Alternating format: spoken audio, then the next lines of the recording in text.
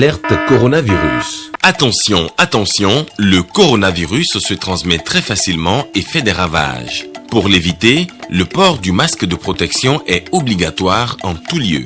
Dans l'administration publique ou privée, dans les réunions, les rencontres, dans les marchés, les magasins, les boutiques et lors des déplacements, le port du masque est obligatoire. Même dans les lieux privés, dès lors que l'on n'est pas seul, le masque doit être le fidèle compagnon. Mais attention, le port de masque de protection ne dispense nullement d'appliquer les autres mesures de prévention, notamment le lavage des mains à l'eau et au savon et l'observance de la distance de sécurité sanitaire d'au moins 1 mètre entre personnes. Enfin, s'abstenir de porter des gants en vue du lavage régulier des mains à l'eau et au savon ou de l'application de gel hydroalcoolique. Pour tout savoir sur l'épidémie du coronavirus au Bénin, rendez-vous sur le site web www.gouv.bj/coronavirus. Ceci est un message du gouvernement de la République du Bénin. Bonjour à tous, il est 13h, voici les titres de ce journal. Ouverture des lieux de culte au Bénin à partir du 2 juin prochain, c'est une décision du Conseil des ministres de ce mercredi. Cette réouverture est subordonnée au respect des gestes barrières. Vous suivrez les réactions de quelques responsables religieux. Et puis la TikTok, une application créée en 2016, elle est très sollicitée depuis l'avènement du coronavirus. Rebecca Kenjaoudé nous renseigne sur le fonctionnement de cette plateforme digitale. Et puis après les élections communales et municipales, certains conseils communaux sont déjà installés, d'autres sont en attente. Que dit la loi en la matière? Vous suivrez dans cette édition la réaction d'un spécialiste.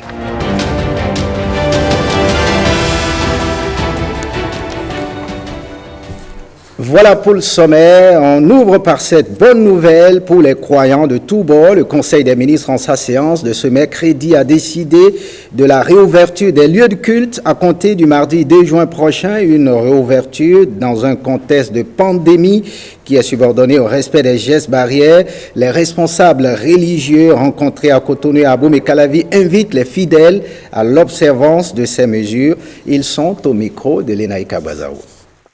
Ce sera avec beaucoup de joie que nous allons reprendre les célébrations parce que c'est si vital pour notre vie d'homme. L'homme n'est pas que corps physique, l'homme est aussi esprit.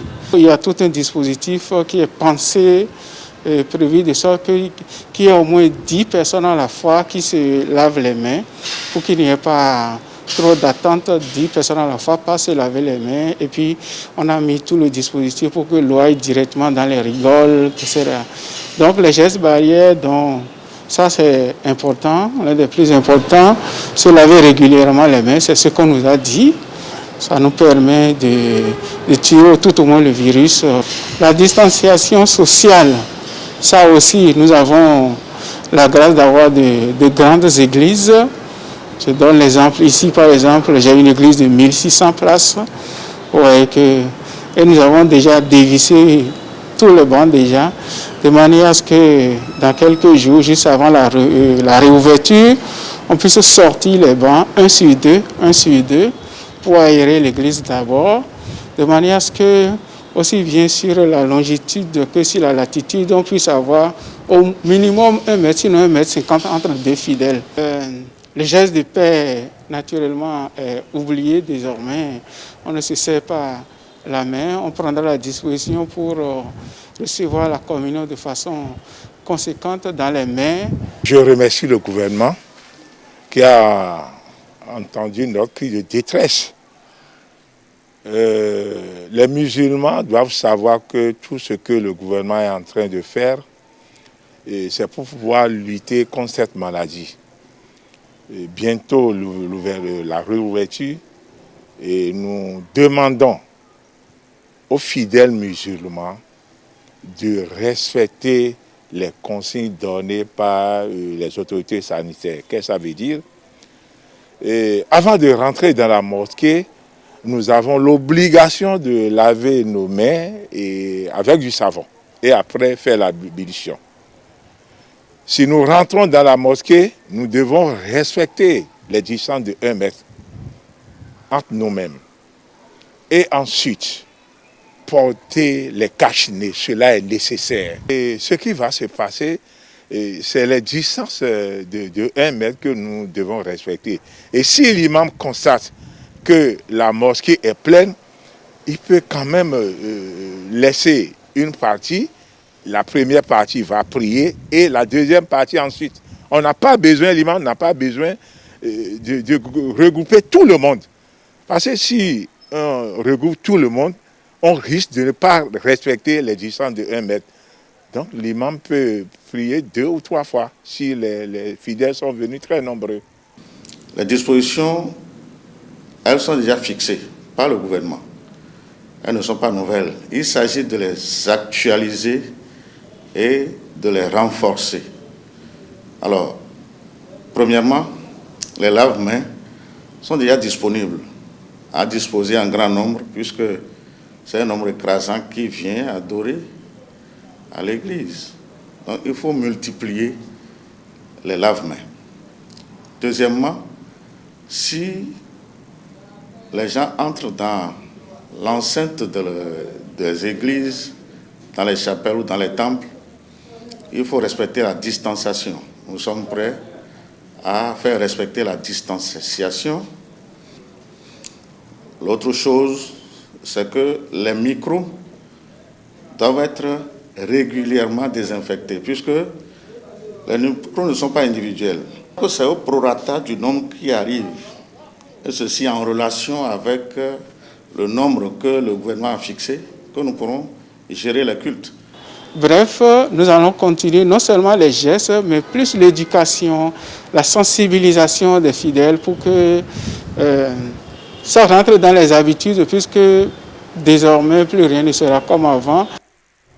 En attendant de faire le point avec nos différents reporters dans les différentes communes de l'installation des conseils communaux, poursuivons cette édition avec cette actualité. La position du Bénin ne change pas face à la polémique suscitée dans le traitement du coronavirus à la chloroquine. Cette molécule s'est avérée efficace si l'on en croit le président de la commission de prise en charge du Comité national de crise sanitaire. On le suit. La chloroquine ou l'hydroxychloroquine dans la stratégie actuelle du Bénin dans la réponse contre Covid-19 est toujours d'actualité et sera certainement encore d'actualité jusqu'à la fin de la pandémie. Pourquoi utiliser la chloroquine? La chloroquine ou l'hydroxychloroquine appartient à la famille des 4-aminokéroléines. C'est des antipaludéens de synthèse historiques connus, molécules auxquelles nos populations africaines sont très habituées depuis des millénaires. Ils ont des effets pharmacologiques antipaludéens. Mais à côté de ces effets pharmacologiques antipaludéens, ils ont d'autres effets contre la réplication virale. Ils empêchent le virus de se multiplier. Ils ont également des effets immunomodulateurs. Donc cela module l'immunité pour faire face. Et dans une maladie infectieuse, ce sont les 2 effets qui sont recommandés pour une molécule. Empêcher le virus de se multiplier et permettre également à l'organisme d'avoir une réponse immunitaire satisfaisante.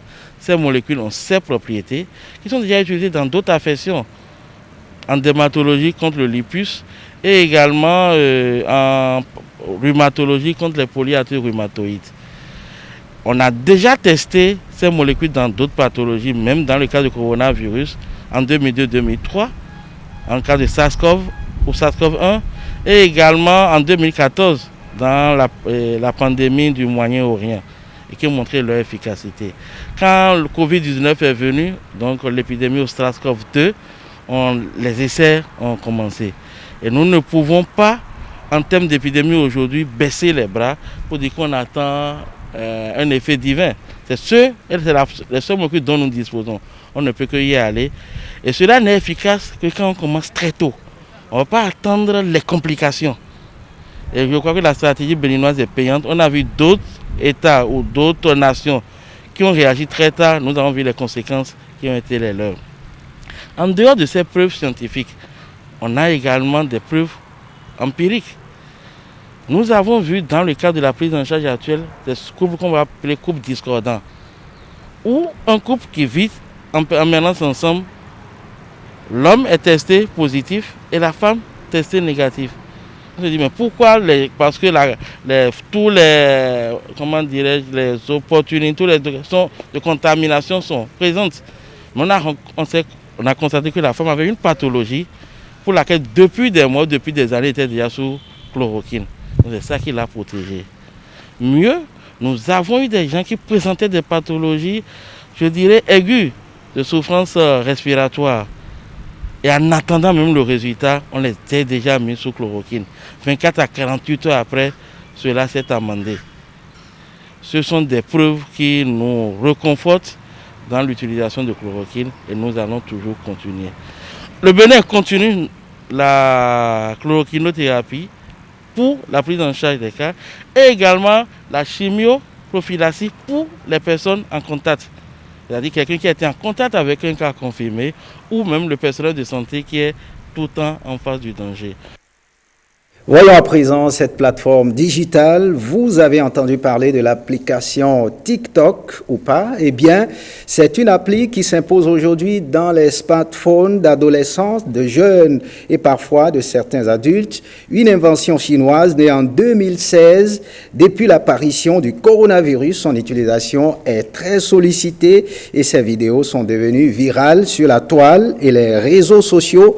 Pourquoi ce regain d'intérêt pour cette application de création de vidéos? TikTok, l'autre virus des accros des réseaux sociaux à l'ère du coronavirus, c'est un sujet de Rebecca Kinjaonte. Regardez. Sur cette vidéo amateur, un personnel soignant dansant dans un couloir d'un hôpital en Europe avec des démonstrations et une chorégraphie à la clé. Éloignez-vous de la bordure du quai. Cette vidéo n'a qu'un seul but, décompresser après une journée passée aux urgences pendant cette crise sanitaire du coronavirus, son cortège de morts avec. Cette trouvaille de divertissement, ces agents de santé la doivent à TikTok. TikTok ou encore Douyin en mandarin du côté de la Chine, son pays d'origine. Il s'agit en clair d'une application pour smartphone. Son usage est plutôt simple, se filmer par des surfaces caméras en faisant semblant de chanter ou en mimant les paroles. Par la fenêtre. Et madame, vous êtes trompée de numéro, ici c'est la menuiserie. Ah, c'est bien pour ça que je vous appelle. Hein. Des vidéos qui durent 15 secondes peuvent ensuite se voir appliquer une vitesse particulière pour ralentir ou accélérer le mouvement. On peut y ajouter aussi des filtres et des effets visuels. Une fois partagés, les clips défilent sur la page d'accueil de l'appli et sont répertoriés dans le profil du créateur à l'image d'un compte Instagram. Les utilisateurs recueillent ainsi des likes et des abonnés. L'application existe depuis 2016, mais a pris un virage depuis l'apparition du coronavirus. Elle n'épargne personne, aucun secteur d'activité n'y échappe.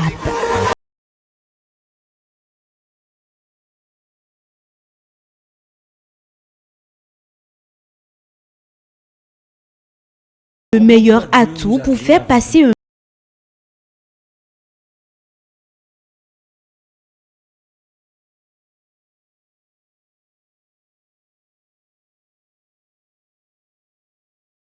coronavirus.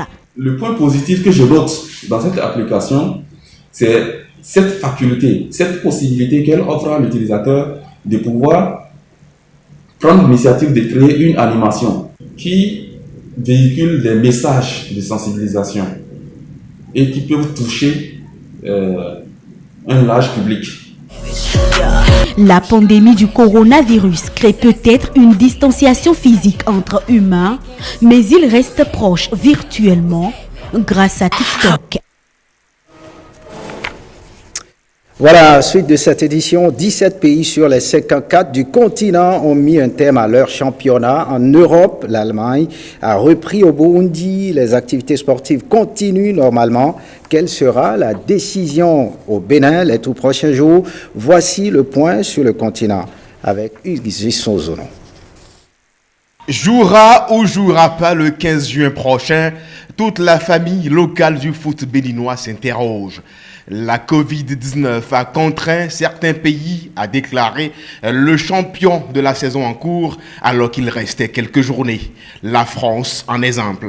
De l'autre côté de la frontière française, en Allemagne, c'est la reprise avec les mesures barrières drastiques. Reprise timide donc en Occident en attendant que la mayonnaise ne prenne dans les autres pays. Le coronavirus impose son rythme et son calendrier aux différentes nations. Au Togo, par exemple, l'ASCO de Kara est déclaré champion, mais là-bas, aucun club ne monte, aucun ne descend. Quant au Cameroun, il a annoncé tôt la couleur avec le sacre du Public Works Department de Bamenda. La situation varie d'un pays à un autre en fonction du choix des gouvernements et des fédérations. Au Burundi, l'arrêt n'est pas dû à la pandémie, mais à l'organisation de l'élection présidentielle. Depuis, reprise des activités sportives et le championnat ira à son terme. Le Mali continuera avec un glissement de calendrier. À la date du 27 mai, 17 pays sur les 54 du continent ont mis fin à leur championnat en déclarant soit un champion ou la saison annulée ou terminée. À quelques semaines du 15 juin, date fixée par les dirigeants fédéraux du foot béninois, une seule question taraude les fans. Jouera ou jouera pas? Une certitude, la Fédération béninoise de football et le ministère des Sports suivent l'actualité sur le continent. Quelle décision sera prise? Déjà, début mai, la Fédération béninoise de football, à travers un communiqué, projetait l'arrêt systématique du championnat le 15 juin si la situation sanitaire ne s'améliorait. Elle ajouta qu'aucun club ne montera, aucun ne descendra. La nuance avec la décision togolaise, saison morte puisqu'aucun club ne sera désigné champion du Bénin. Les débats ont-ils évolué à la FBF? Difficile d'y répondre. Par contre, dans cet État francophone de l'Afrique de l'Ouest, dès le 2 juin, les lieux de culte vont rouvrir. Quelques jours après, les joueurs de football vont-ils retrouver le chemin des stades?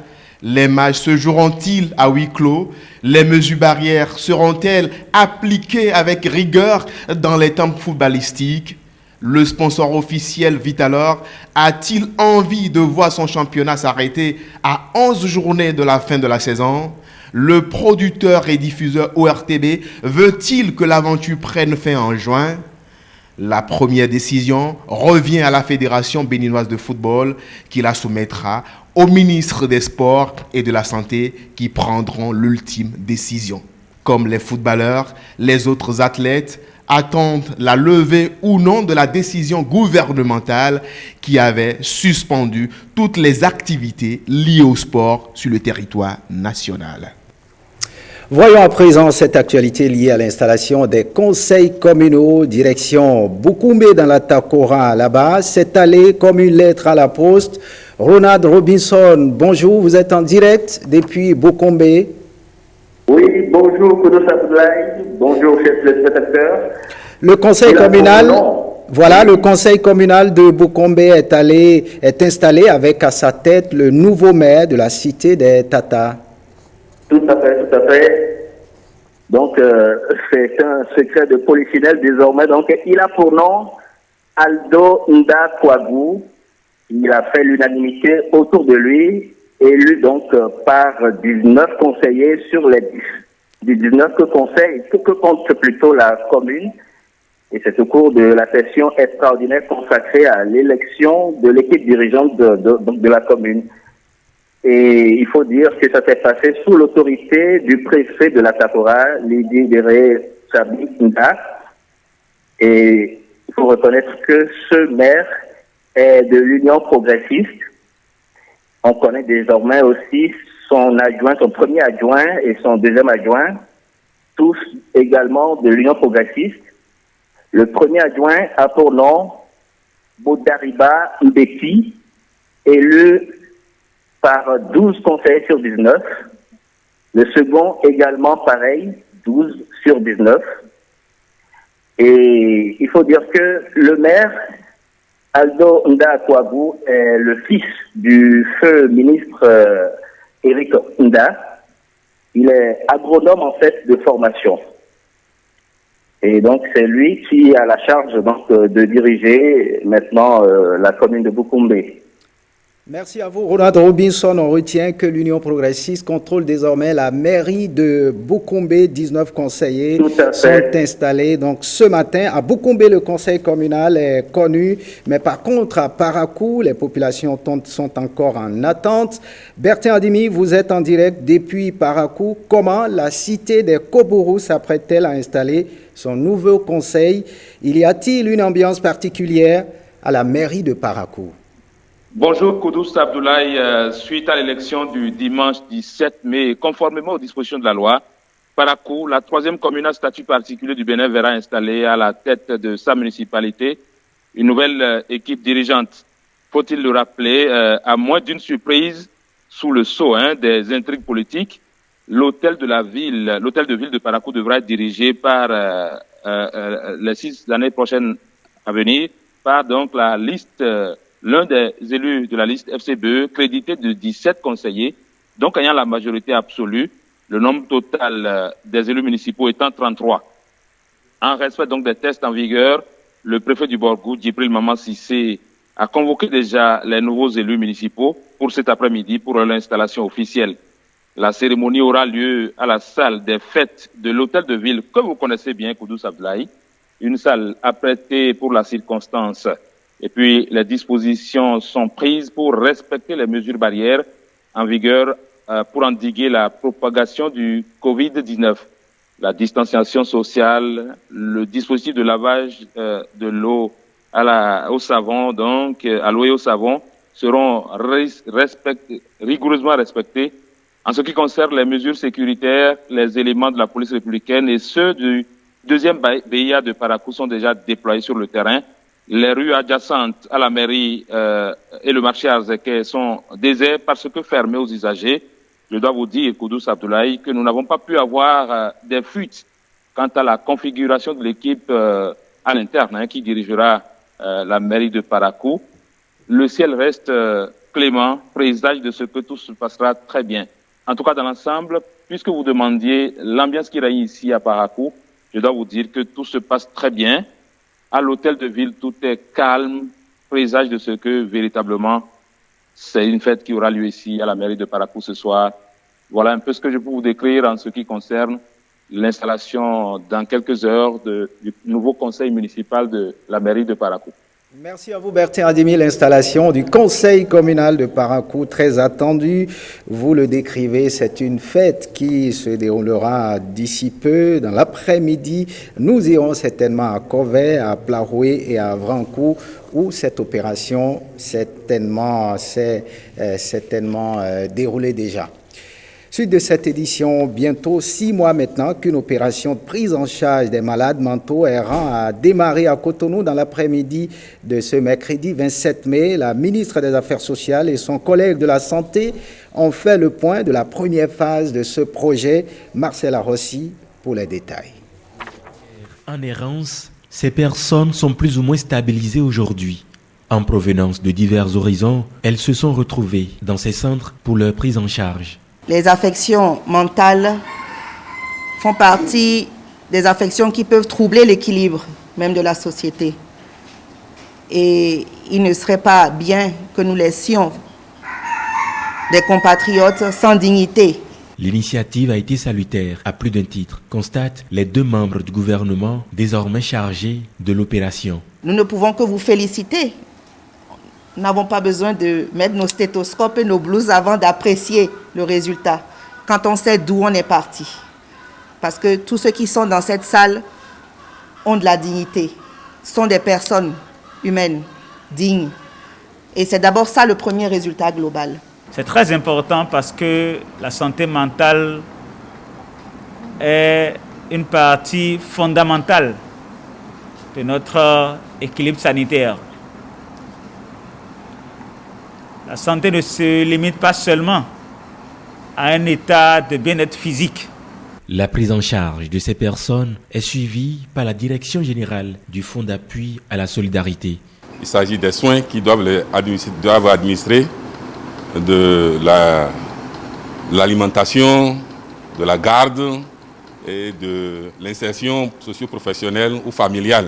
Ici, au Centre national hospitalier universitaire de psychiatrie à Cotonou, même si 2 personnes ont réussi à fuguer dès le lendemain de leur accueil, la réinsertion socio-professionnelle a tout de même démarré pour le reste. Et nous avons pu réinsérer déjà 6, vraiment réinsérer en famille, avec un très bon accueil, et c'était avec joie que la famille a vraiment récupéré ces personnes qui sont les siennes en réalité. Du cœur et beaucoup d'amour pour s'occuper des affections comme celle-ci. Ce premier bilan, quelque peu satisfaisant, pourrait déclencher la généralisation de l'opération aux autres villes du Bénin. Eh bien, retour sur l'actualité liée à l'installation des conseils communaux direction Covey. À Covey, les choses sont allées très vite. Le conseil communal est déjà installé. Emerida Poinsoton, dans quelles conditions l'installation du conseil communal de Covey s'est-elle déroulée? Alors, bonjour, Koudous Abdoulaye. Dans le département du Doubs, la commune de Covey qui a eu le privilège d'accueillir en premier la délégation du préfet Firmin Couton pour l'installation des conseils communaux et l'élection des maires, de ses adjoints et des chefs d'arrondissement. Alors, le maire de Covey est connu, il a nom Auguste Aïrouhin, il est Union progressiste. Le premier adjoint, Basile Baudouin-Sonon, UP aussi.